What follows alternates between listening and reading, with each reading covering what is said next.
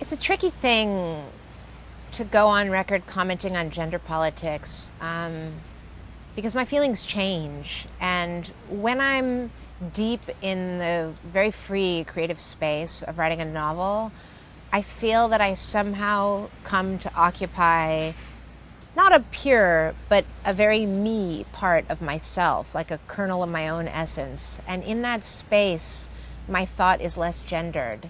And so I am as much the men in my book as I am the women.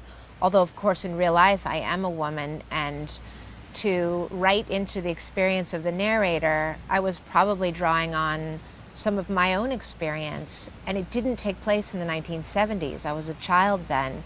I was a young woman in New York in the 1990s, which isn't to say that any of my experiences are like hers, but maybe the texture of her position is something that I understand. And it was interesting to me after writing the book to hear from young women and have them say that they related to the book very strongly as women, that there was something in it for them that spoke to their disposition or certain laments.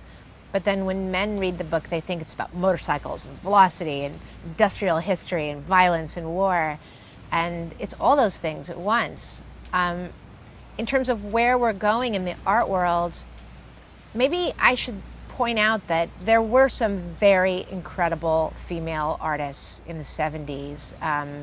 Yvonne Rainer, in particular, is one who I found very inspiring, and she had written a fantastic autobiography called Feelings Are Facts, which I read when I was working on this novel. And I think that I was struck by how mistreated she was by these different big personalities, these men in the art world that she'd had relationships with. Although, there were more women on the scene that I could have put into the book.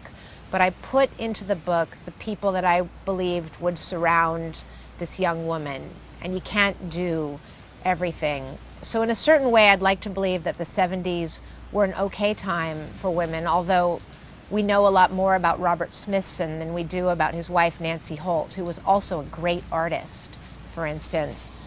Now, there's probably much more room for women artists, but artists, to their own discredit, let's say, tend to judge themselves by their success in the commercial realm. And women artists are always telling me that they don't make as much money as male artists, and that most of the museums want to show the work of male artists. And I don't know, because I'm not an artist and I'm not running the numbers, so I don't want to judge that. As a writer, I think I'm very lucky because I don't feel that I suffer a lot of bias for my gender. And it's a sticky thing if I were to say that I did, because it might come across as if I'm accounting for a lack of success, or some critic's response to me and saying, oh, it's only because I'm a woman. I mean, it's just, who's to say? I've been very lucky and doors have opened for me, and I'm in Denmark right now, so I'm not sure how much gender bias affects my life or not at this moment.